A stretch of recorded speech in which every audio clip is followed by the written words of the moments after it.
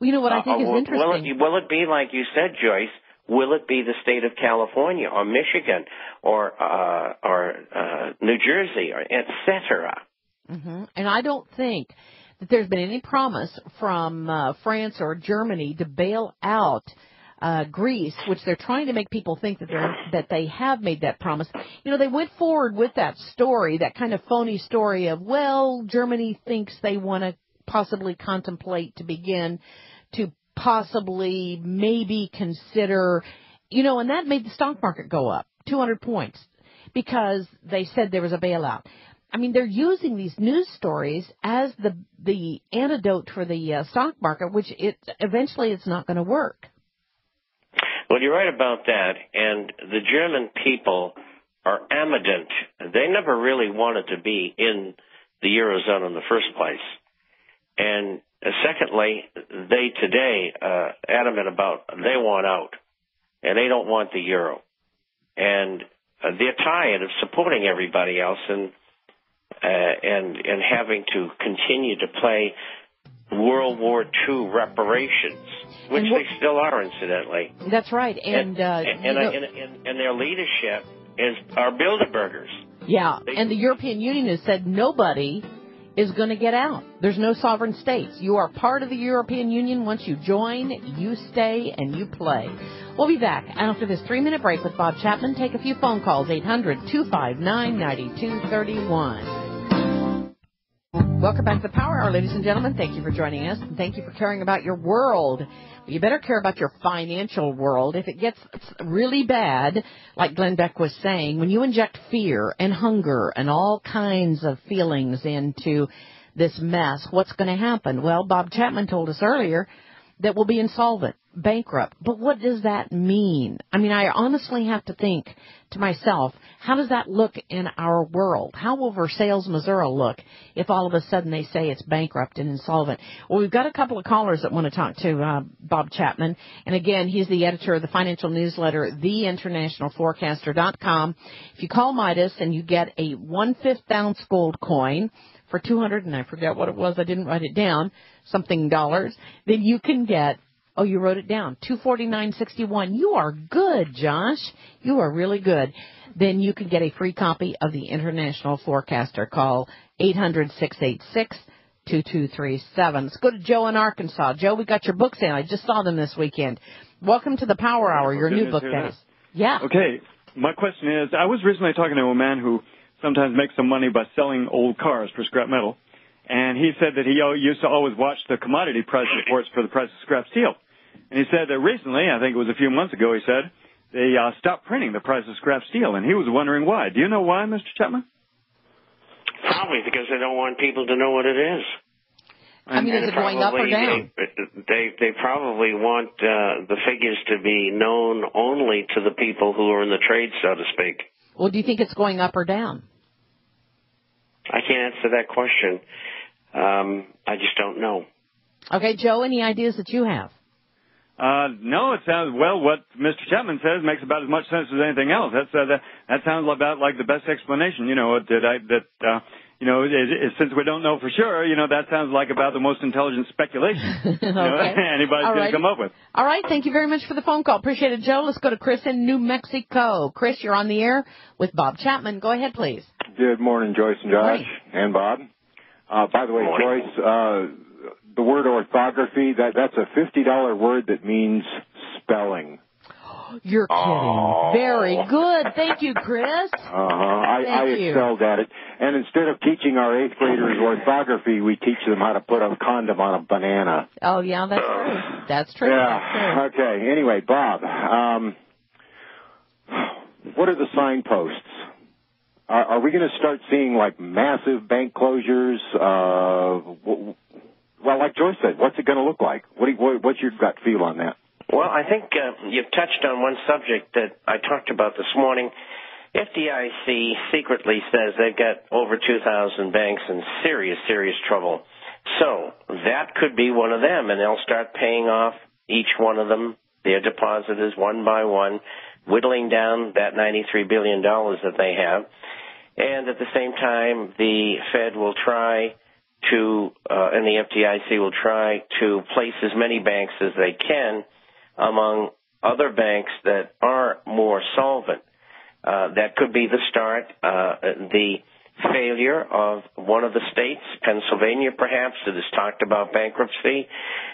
New Jersey, after the terrible run of Corzine, who used to work for Goldman Sachs, incidentally, and proved to be even more corrupt than one of the corruptest states in the country. And then you have California, which is a dreadful state and has been for years.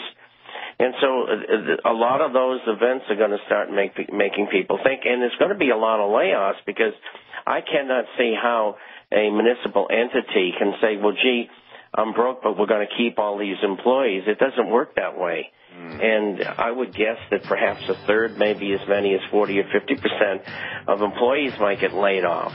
And then there's a question, how is that going to affect the markets? Well, I would think it would tend to make interest rates go up. You would see a lot of municipal bond failures, and you'd see the stock market go down. Obviously, nothing good. Thank you very much, Chris, for the phone call. Good question and good answer. We'll be right back. 1 minute, 10 seconds. Stay tuned to the Power Hour. Welcome back to the Power Hour. This is Joyce Riley, and I do thank you for joining us with our guest, Bob Chapman. There was a bank failure on February 12th, only one, in Hancock, Minnesota, the first American State Bank of Minnesota. Prior to that, there haven't been any failures since February 3rd. Oh, my goodness. Isn't that amazing when we could say there's been a whole week, over a week, without a bank failure? You just mentioned bank failures, Bob. We've had what since, my goodness, this year, 15 or 16 already this year. That is incredible. Do you see it? Do you think that it's going to start picking up, or do you think it's going to tail off for a while? No, I think it's going to start picking up. The condition of the banks don't change overnight, and they are beset now with loans they've made on commercial real estate, and this and next year are going to be brutal, and they're going to have to take all kinds of property back. For one reason, some of it's in trouble, and they can't make their payments, but some of the real estate deals have no problems whatsoever, but they have no money to lend them. Amazing. Just amazing. Let's go to Jim in Virginia. Jim, you're on the air. Go ahead, please, with Bob Chapman. Hello. I really appreciate what you're doing there, and thanks a whole lot for your help. And I was just thinking of what the Federal Reserve Note really is. I'm sorry? You know what the Federal Reserve Note really is? What is it really? B flat. B flat. What are you talking about? Just the Federal Reserve Note. Oh, I get it. B flat. All right. Well, thank you very much, Jim, for the phone call. I'm not quite sure what that had to do with anything, but what do you think we're going to start seeing very soon? Do you think that somebody's going to come along and bail out Greece, Bob? I think because of the political tenor in Europe, there will be guarantees on Greek debt, along with an austerity program that will bring them down to 3% of GDP, debt, public debt, that was a part of the Maastricht Treaty in the early 1990s, which is part of the Eurozone makeup. And it'll take them, at the state that they're in right now, if everything goes well, it'll take them 20 to 30 years of living in poverty to be able to clear their debt. Wow. You know, people are unhappy at the Olympics. They're having the horrible riots up there. They're, breaking windows in the stores. They're showing their frustration and anger at what's happening. I think that we're going to start seeing that in the United States before long. I think you're going to see it all over the world. We've seen it, a year ago in Greece, 2 years and 3 years ago in France.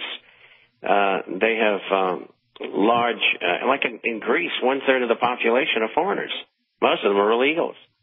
And Italy's got the same problem. France, Germany not as bad because they've structured it better. Sweden and Denmark have terrible problems. As far as divergence of population, and people being unhappy with what's going on. We all remember and know that the people who are hit first by a bad economy and the result of bad finances are the poorest. I mean, there are people who are illegally in the United States or have been, who are going home. I mean, I run into them all the time in my travels throughout Latin America. And someone will come up and start speaking English to me, and I say, when did you get home?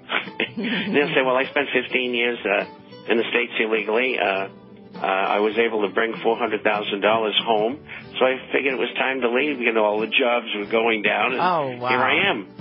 Hey, thank you so much for joining us today on the Power Hour. Call 877-479-8178 to get a free copy of the newsletter. Thank you, Bob Chapman.